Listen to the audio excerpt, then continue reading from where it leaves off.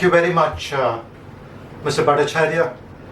Thank you so much for having me on the show. I was listening to Ms. Maya and I was delighted at some of the things she said about smiling, about not thinking about your next answer when you are being when somebody is talking to you. I think it was lovely listening to her. Thank you so much. I'm extremely delighted today, Mr. Bhattacharya, to share my views with this global audience on the social impact of the COVID pandemic in India. But firstly, let me congratulate this effort at the Global Leaders Summit. It's an effort of extraordinary proportions, I believe, covering about 110 speakers from about 24 different categories. And the speakers are from all over the world, and maybe about 100 countries are involved. That's a stupendous, mind-boggling effort. And it's of great importance, and a great deal of courage goes into it. I congratulate you personally, Mr. Bhattacharya, and your entire team, and I wish them good luck. In the last 3 days, I've tuned in and listened to a few speakers, and I've realized that you have, how do I call it, gold standard speakers here. I've done a great deal on a variety of subjects in these last 2-3 days, and in the short time I heard them. My only regret has been that I've not had the time to listen in to more of the leaders from speaking from across the globe. Thank you then for this opportunity to speak to such an erudite global audience. As you said, I'm a former Indian civil servant, which you described very well. Thank you so much for the introduction. I'd like to also to say that I worked in the ILO, I think you mentioned it, I worked in the UN for 20 years, in the International Labour Organization, on children's education, on child labour, on skills for older children, skills for women and girls, women entrepreneurship, microfinance for women, self-help groups for mothers and for women, on a variety of topics. I work closely with people like Kailash Satyarthi, who is the Nobel Peace Laureate on child labour, and with Swami Agnivesh and others. I've also written a book. I spent 7 years in Cambodia, and I wrote a book on Cambodia. Cambodia was coming out of a genocidal experience when I went there in 2005, and I could see the guilt of the past getting overridden by the young people there wanting to be like the Thais or the Singaporeans or the Hong Kongians or people, other countries in Southeast Asia. And I wrote a book which, sorry for the self-promotion, it's called My Driver Too Long and Other Tall Tales from a Post-Pol Pot Contemporary Cambodia. It's a wonderful exposition of Cambodia, which is a country which we do not know much about, and it's a country which is coming out of a genocidal regime very, very successfully. Right, enough about myself. I'm speaking today on the social impact of the COVID pandemic in India. The medical impact of the epidemic, of the pandemic, is available across the country, and everybody knows it very well. As of yesterday, there were 9.67 million COVID positive cases in India, nearly a crore, nearly 10 million. The good news of this is that out of this, 9.18 to be exact, have recovered. They've been tested COVID negative. But India might possibly soon cross the 10 million mark. And the tragic part of it is that there'll be nearly 140,000 deaths, or more than 140,000 deaths, which is about the third or the fourth largest in the world. At the moment, India has less than 400,000 positive cases, which is very good. As of yesterday, it was 383,000, which is excellent, and which is one of the lowest figures in the last 5 months or so. The daily recoveries today are much higher than the daily positive cases. Meanwhile, Government of India has already got the Pfizer has sought approval for its virus, and I'm sure the virus will be available in India pretty soon. The drug regulators in India might give emergency approval if they are satisfied about the results of the trials. These figures, unfortunately, so things are positive. I think we have hit the bottom. We are going to rise up from the valley very soon. And these figures are very encouraging or discouraging the way you look at it. But while these figures can be impressive or disconcerting, as I said, depending on the way we look at it, what is important is to understand what these figures might be hiding. Firstly, getting the right statistics in a country like India is a very humongous task. Especially difficult are statistics related to diseases that have a social stigma attached to them, which is very difficult indeed. I have worked in the districts And I know how difficult it is. The system of collection is that the village officer or a patwari sits in the village office and he has got a general sense of what's happening and writes out figures. It's not a head count. And then that's passed on to the taluk or the tehsil, that's passed on to the district, that's passed on to the state, and it's collated at the national level. And in a country like India, the figures are often way off the mark. And especially with diseases which have a social stigma attached to it, like COVID, the actual figures will be far higher than the recorded figures. And now, if you look at similar diseases like leprosy and AIDS, these are diseases which are difficult to hide after a certain period of time. Because leprosy you can't hide, AIDS also after a period of time you cannot hide it. But it's much easier to hide a disease like COVID and go around insisting that I'm not suffering from COVID, that it's just a common cold, that it's pneumonia and so on. Mostly in the rural situation, the diseases could be passed off as asthma or breathlessness or whatever.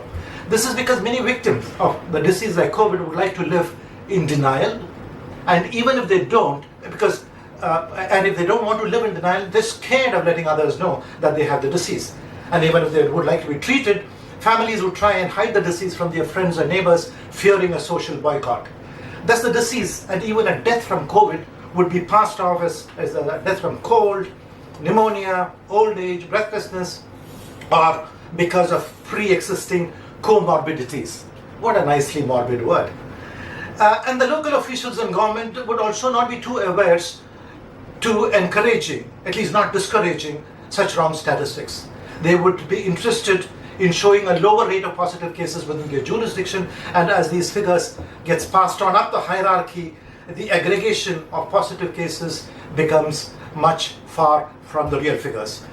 The lower figures are given because of a wrong sense that which they believe that it would show the efficiency of their preventive steps, and which authority in government anywhere would like to show a high COVID figure in a country like us.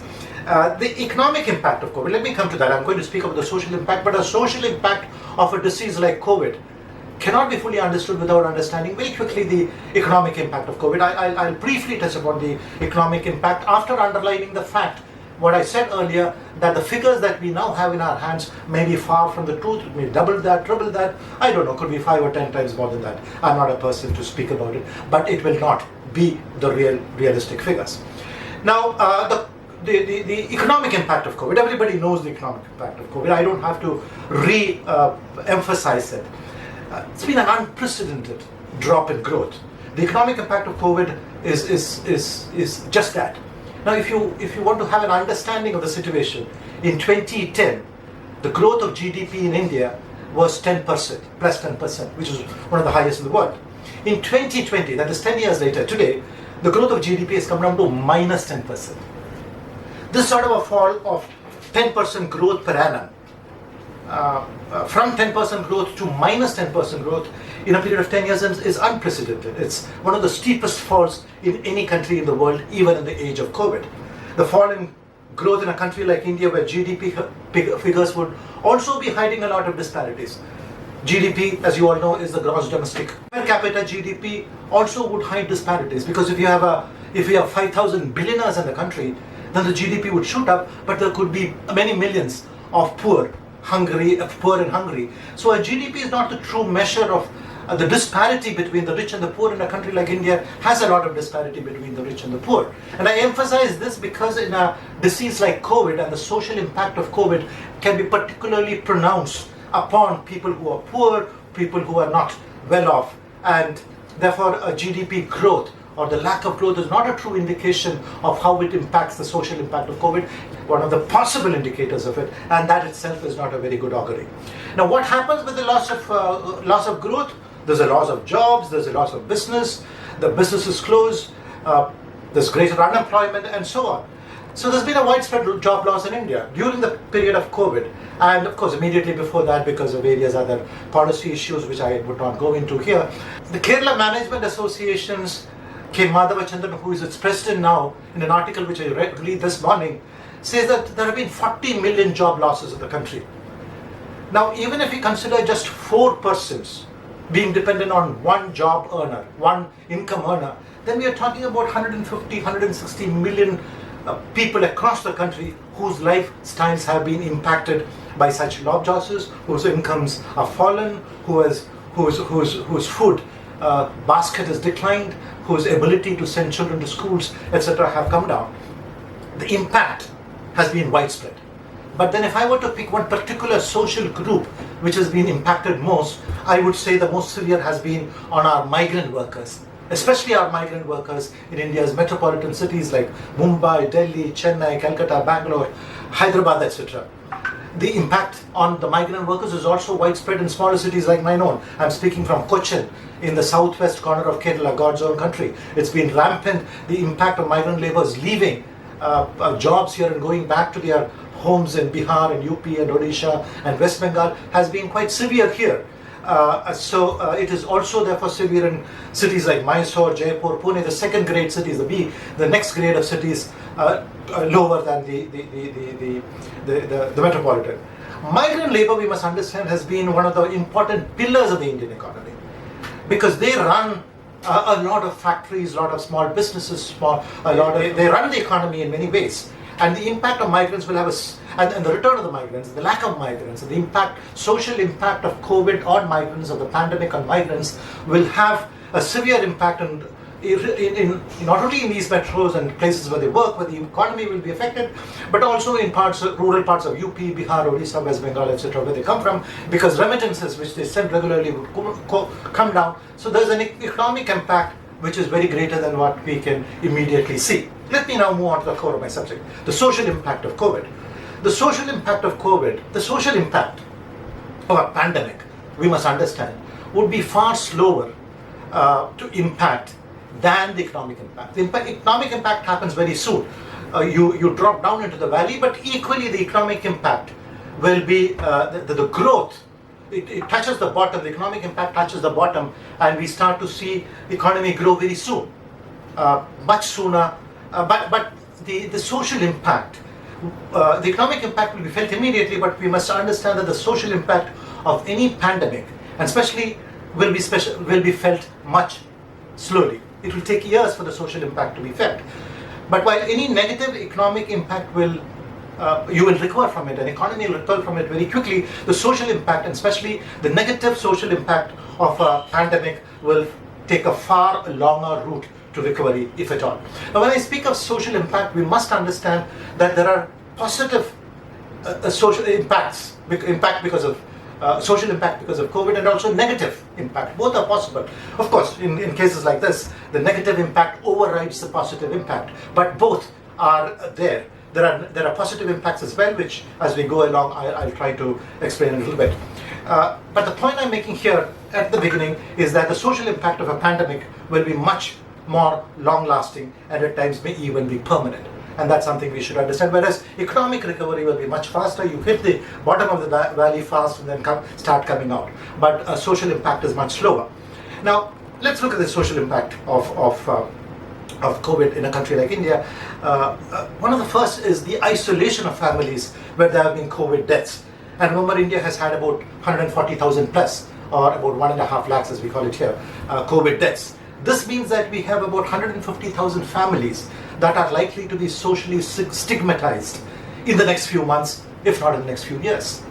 Such isolation of families with COVID has a social dimension that cannot be ignored.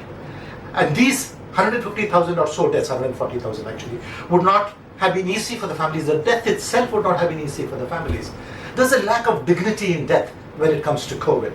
Dying alone in a COVID ward can have delayed impact on the families.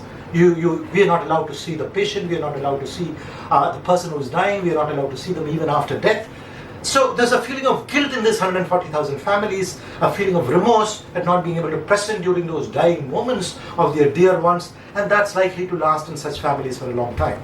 A closure, I hate the word closure when it comes to death, but a final closure would be very late in coming for such families because they don't see their dead bodies, they don't have They don't have the opportunity to cremate them, to give them a decent burial, and so on. So a final closure, I hear the word closure where death is concerned, I repeat it, but still I believe that a final closure would be very late in coming for families where there have been COVID deaths. A social system where, in India, social death was a social event, where you wept and cried aloud in public, where you gnashed your teeth and moaned loudly in public, has now become a very private affair, a secret affair. That will have a great impact on the close relatives of the departed, especially if the person was a wage earner in the family and was, say, 50 years or below, or if it is a very respected elder. To a certain extent, this could also be true of families that have had positive cases but no deaths. And there have been about 10 million, or nearly 10 million, or 9.67 million last heard, of such cases in the country. This means that we have a good number of families, maybe 5 million plus, 7 million plus, I don't know, who may possibly suffer from such isolation by their neighbors, or in office or in society, because when it comes to be known that somebody has had a COVID death, COVID has been a COVID positive here, there is this general social stigmatization, unfortunately. Social ostracization can have very bad consequences. So we are talking of a social ostracization of a very large number of people or families. Now, such social ostracization, stigmatization, will result in what I would call a social phobia, a homophobia, a reluctance on the part of a family that has suffered a death to socialize, a reluctance to meet others. That can have bad consequences in the long run. And to add to that, the cost of treatment that the family had to go through. Cost of treatments are expensive, and the financial distress on the one hand, plus the cost of treatment on the other. And now the vaccine has come, things may look up, but the vaccine is not, I believe, going to be free. So the cost of vaccine can also be an issue in a social situation where there's extreme job losses, 40 million, as I said, extreme job losses, and these are things which can have tremendous social impact. Now, there's been a change, there will be a change in the social life of an Indian. Social life has changed completely, and some of this change will continue in the future. In India, in the West, especially in cold climes, people are individualistic. In India, we have a much more social life. We are a very gregarious society. We like to talk to people and so on. Warm climates produce a very more gregarious society. Cold climates produce individualism. Why do I say that? It's my theory. I think because it's cold, say in November, December, January, February, or wherever it is, you tend to sit in your house and possibly in your room and spend your time alone, maybe with your books, with your writings, with your laptop or whatever. So you tend to be more with yourself, and that gives rise to a form of individualism which is so clearly seen in the West. But in a warm country like ours, we hate to sit in our homes which are so hot and warm. We go out, we meet people. Gregariousness, social life has been always a cornerstone of Indian society. Everything therefore for people in India, because of the warm climates as opposed to the individualism of the West, because, as I say, coming from its cold climate, everything is a celebration for us. Diwali is a celebration, Ramzan is a celebration, Christmas is a celebration, weddings are celebrations, why at times even deaths are celebrations. No wonder the Kumbh Mela is the largest human gathering anywhere in the world. Because everything we get together, we love to be in groups. And therefore, whereas the people from cold climes are at their best as individuals, perhaps we in India are best in groups.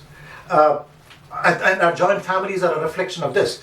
We have large families of brothers, uncles, granduncles, and their children, grandchildren, children of grandchildren, everybody living together under one roof. It's changed now, but that was the sort of family, big fat joint families that we were used to.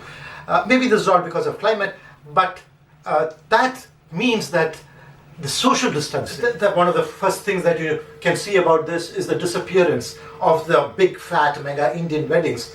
We used to have weddings of 300, 400, 500,000 people. Guests, today we have small weddings, 25, 50 and so on. Indian weddings now look like weddings in Europe and the US and are limited to the immediate family and closest friends and only are invited. As I said, Indians are highly social, communal in a very positive way, not communalism, but communal as in coming together as a community. Individualism, as I said, has never been a hallmark. But such community coming together during festivals, during marriages, why even during deaths, has now will be, I think, a thing of the past, even with vaccine coming in. We are basically people. Indians are basically people who do not know very much what to do as individuals. We don't know what to do with ourselves. We don't know what to do when we are alone. We do not know what we are best in gregarious groups, talking, laughing, eating, drinking, and even crying together. Crying and beating of chest is a part of any Indian death. Sorrow is shared together socially and jointly. Now, all the social impact of COVID is that this sort of community togetherness, of coming together of extended families, that has been a hallmark of the country and Indian social life, will be highly restricted in the future, which of course will have a tremendous social impact. Social distancing is unnatural to an Indian. Joy and sorrow brings us together. The absence of joy and sorrow also bring us together. The impact of having to be alone for an Indian is not something that has been studied. It can be safely deducted that being someone or something that he's not used to or she's not used to, the Indian would find spending days and months alone or with the immediate family highly disturbing and depressing. Social distancing is terrible anywhere, but it is much more in a gregarious society like ours. It can be very disturbing. Now let me move on to what happens to another aspect of the issue, another social aspect, the impact of job losses, impact of losses of employment, impact of loss of businesses and incomes. With a minus 10% growth, there will be a severe impact on jobs, as I said, business and employment. This will have a huge negative impact on the income of individuals. This will lead to a host of individuals and families being impacted very negatively. You can certainly look at situations where there will be a rise in psychosomatic diseases, rise in depression, there will be a rise in suicides and so on. It is something that will have a tremendous, these are something that is likely to happen in the future. How, when and how much is not something that can be said with any degree of certainty now. The world of work will change. Much has been written about working from home. Working from home, WFH, will continue in a big way, what with corporates having discovered that is an economical way to get work done. So we will not fully revert back to working from offices as we used to before COVID. Instead, work from home will also be the new norm, with only occasional meetings in offices, say once in a week or once or twice in a month. So working from home is going to be a reality even in future, even post-COVID, and it will have a social impact. Gig work, where an employee will work for many different employers on a time-rated wage basis, will increase. Gig work, for those who may not know, are freelance workers like actors, musicians, independent contractors, photographers, project-based workers, and so on, who are part-time temporary hires. For example, a worker who is paid by an hour in a bar or a restaurant is a gig worker. So that is going to increase in the future with its attendant uncertainty. And similarly, platform work. Platform work is when you use a platform such as Uber to bring the customer who needs a service and a service provider together, like a person with a taxi and being able to drive. So platform work will also increase, and the gig economy and platform economy are likely to rise, and both of them have a degree. They have advantages, of course. There are tremendous advantages. I can work at my pleasure. If I don't want to work on a Monday, if I don't want to work today, if I don't want to work, if I want to go on a holiday, I can do it at my will. So gig work and platform work has tremendous advantages, but they come with a disadvantage of, in a highly competitive labor market, it comes with a disadvantage of not getting enough jobs in a market, in an economy that is going down or has already hit the bottom. The disadvantage, of course, is that you don't find as much of gig work or platform work as you used to before COVID. So contract labor is going to increase, even in major offices, even within government systems. Contract work, not only labor, contract work for 1 or 2 years, renewable depending on requirement of that job and performance, instead of long-term pensionable employment where you join Tata's or you join government and you work for 30 years and retire at 60 or 65 or whatever. That is going to disappear. This will be a trend not only in big corporates, which is already there, but across the board and even in government jobs. Let me move on. There's going to be, of course, this is the impact on work. Let me move on to the impact on families and individuals. Increased dependence on social media, including we have already seen that happen during the time of COVID, and that's going to increase in the future. We are not going to revert back. increased dependence on social media will lead to an increase in fears, in anxieties, panic, and stress. Increased use of social media will also include greater use of gaming softwares, gambling softwares, use of pornography, and so on. With people isolated in homes during the COVID pandemic, people have, there's been a tremendous tendency to depend on the social media very disproportionately. This is unlikely to be a temporary phenomenon. Even post-COVID, the dependence on on the smartphone, on social media, for good and bad, would only increase. Indian society will accelerate its slow movement towards greater individualism thereby, because you are going to now, instead of the climate driving you to sit alone, the smartphone is going to drive you to individualism, because you and the the smartphone are going to be together. The rest of the world doesn't exist. It's you and the software that are communicating with the rest of the world. Your father, your mother, your son, your daughter, they don't exist anymore very much. So this sort of individualism is also going to increase in India, and that will have a social implication in the future. Communal activities which used to be physical pre-COVID will move more and more and become virtual and online rather than physical, as is now happening with this global leaders summit, which is happening online, virtually, with none of us having met each other, and most of us are likely to meet each other, will become the order of the day. The man and his smartphone, or the woman and the smartphone, will become one and operate as an individualized system. So the move towards individualism in Indian society will also gain acceleration. Impact on children. The impact on children is going to be very pronounced. Schooling and education has changed unrecognizably. Online education, which was only a year ago a fad, 2 years ago a fad, you had a Byju's or whatever, has now become a norm today. From the Gurukul system, which we are used to, Gurukul, for those who do not know, from outside India, is a system where the student, 2,000 years ago, 1,000 years ago, 3,000 years ago, the students went and lived with the teacher, the Guru, in their house for months together and learned at the feet of the master. That was called the Gurukul system. Kul means house, Guru means the teacher's house. Now, from there, we adopted, as across the world, the Macaulayan system of school education, where both the teacher and the student went to a common place, Monday to Friday, 10 to 5, and learned there. From the house of the Guru to a common place where the Guru, the teacher, and the student met. Now we have moved a full circle, or maybe 180 degrees, and we come to a system where the teacher comes to the student's house, the teacher comes to the child's house, or virtually, of course. So it's the very opposite, or the antithesis of the Gurukul system. It's a very opposite of this. If I may coin a word, a Shishyakul, where it's a student in the house system. That is happening. It's an Uberization of education, with brick and mortar education edifices becoming more and more rare, and possibly becoming very rare in the future. School buildings will in future be used very sparingly, and there will be shared school buildings, shared playground, shared classrooms will become the norm, with a very large portion of teaching going online. The use of blockchain technology, about which we discussed a couple of days ago in this very forum, is today confined to banking and finance, will take over education in a big way and aid this process of online education.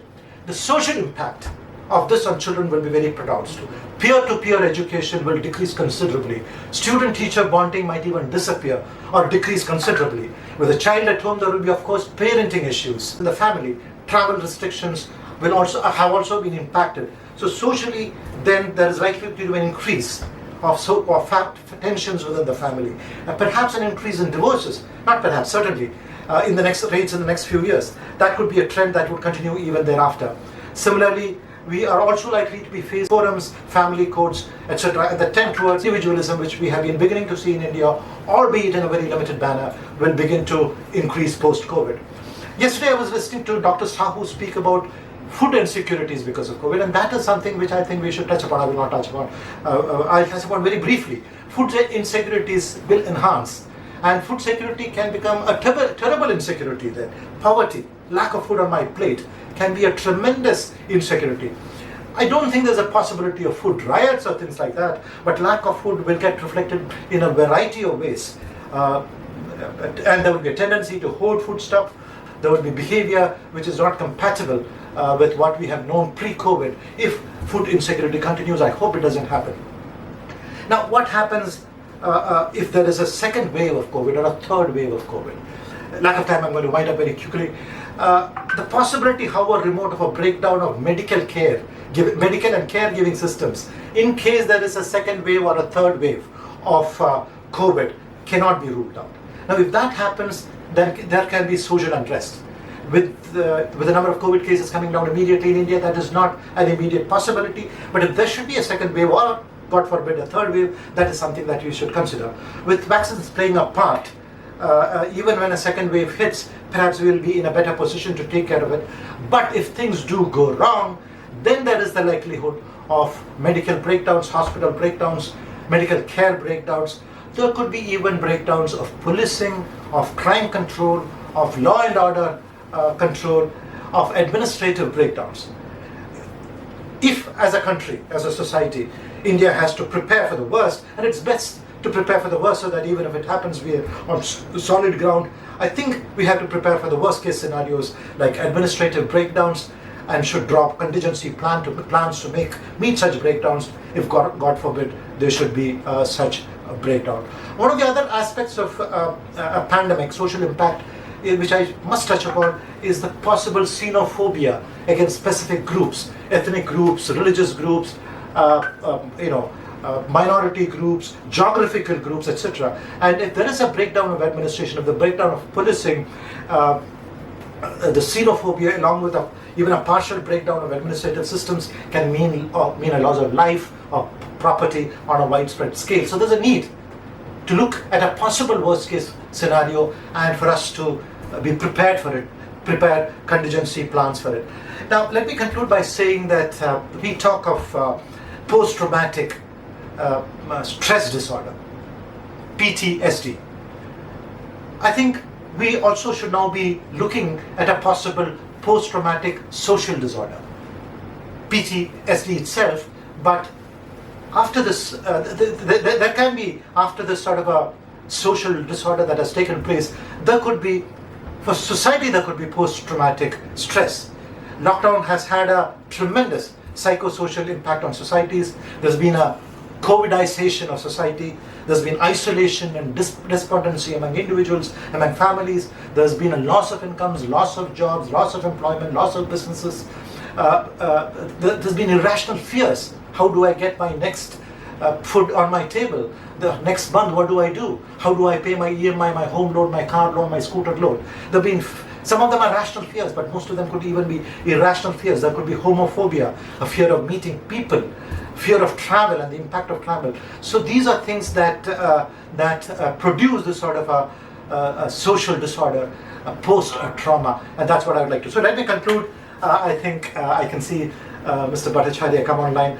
What I would like to then conclude is to suggest to ourselves, to governments, and especially to the governments in India and the state governments, that we need to understand the possibility of these happening and develop a comprehensive social policy to mitigate the social impact of COVID, a policy that is developed by experts, caregivers, NGOs, healthcare systems, and so on. That's a very important aspect of what we have to do at this point, here and now. Let me conclude. I would like to talk more, but obviously my time has gone up. Thank you so much. For the excellent speech, so we are open for Q&A. I can see that Professor Vijay is already there, and I can see our next panelist is already there. Para, welcome to WLS. Thank you so much for joining us. So the first question probably will be asked by Professor Vijay. He is already there, turned on his camera. For the sake of time, we'll be taking only a few questions and then move to the next speaker. Professor. Yeah. Thank you, Mr. Joseph. It's fabulous talk. A lot of facts and figures and a lot of correct judgments in a way. Coming straight to the question due to lack of time, there is possibility of a rise of a surveillance state and decline in human rights and democratic rights of people under the curve of COVID, combating COVID. So, do you see the rise of a surveillance state? And what impact would it have on society? One, and you also spoke about the economic impact. Can we suggest 3 concrete measures which can be done taken in the next quarter by the government to mitigate the economic impact? Because India hasn't taken major steps, despite of the talk of major relief measure, hasn't taken steps like those in Germany or in UK. So, what 3 concrete economic steps can be taken to mitigate the economic crisis. Thank you so much, Dr. Chowdhury, for your question. Thanks for the nice words, kind words. Thank you so much. The surveillance state did not happen as a result of COVID. It was already happening because of a great technology. Technology enabled a surveillance state to come up. And I'm not speaking of India or of China. It's right across the world. It's much easier to impose, I don't know the right word, but to spy on people, even in a nice positive way, today than 20 years ago, because of the rise of technology. But COVID, pandemic, has been a catalyst to that. A pandemic creates fear, and fear is the best way to control people. And a fear can be used to put in a system of permanent surveillance, which post-COVID, nobody will dismantle. And that's a tragedy of COVID. That a system of surveillance which was being put into place across the world has now, which had there been no COVID, would have been opposed, would have been slowed down, may even have been tracked, stopped, or considerably slowed down in its move forward, has today, because of COVID, and using the fear of COVID, death and contagion and so on, is being used to speed up that process. And the tragedy of a surveillance state is that it's very difficult to dismantle it, as we see in China, Korea, and other places. And and as I've seen in Cambodia, I mentioned about my book, The Time in COVID. Of course, without technology then, 40 years ago, there was a surveillance state in a very crude manner. Today it's much more sophisticated, and it's a sad reality that a surveillance state is unfortunately quite a possibility. I hope better sense will prevail, that it will not happen, because surveillance is like a blade. A blade can cut both ways. It has got two edges. Unlike a knife normally has only one edge. Now, a surveillance state can be used by today's people in the opposition to put those in power today, when they get into the opposition, in the same very difficult position that the opposition today is. And it's a double-edged sword. It's like a blade. So it's something that should be avoided, especially in democratic societies like ours. I'll move on to your second question. I'm not an expert in economy, but I can't give you three. I'll give you one which might take a little longer than, and therefore I'll avoid three. Long ago, I read a comic book. It was a Donald Duck comic book, Uncle Scrooge. Uncle Scrooge had started these entertainment, the forerunner of these entertainment parks that we have, and he had opened one. He had spent a lot of money on that, but nobody was coming in because the entrance fee was $30 or something. Nobody was coming in. Then he gave a advertisement in the newspaper saying, "Look, for anybody who comes in with a family of 4 children, I'll give $50 free. You can spend it as you want, cash." So initially they didn't believe it. First few families came, and then Uncle Scrooge gave them $50, and then the news spread and people started coming in. Everybody got these $50. They went in with their children, 3 or 4 children, and they spent not $50, they spent $70, $100, $200. I read the comic as a child, and the second my memory didn't make any sense then. Today it makes a lot of sense for me. What it really means is it's important to give money to the people at the very bottom of the pyramid.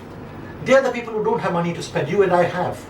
People at the bottom of the pyramid, and there are many millions of them in a country like ours, many crores of them. And if you put money into their hands, they will spend it. And when they spend it, businesses will open, factories will open, small enterprises will open, jobs will come in. When jobs come in, payments will be made, wages will be made, money will come into the economy which is into a bad, vicious circle, going from plus 10% to minus 10% in 10 years, will begin to move up the economy.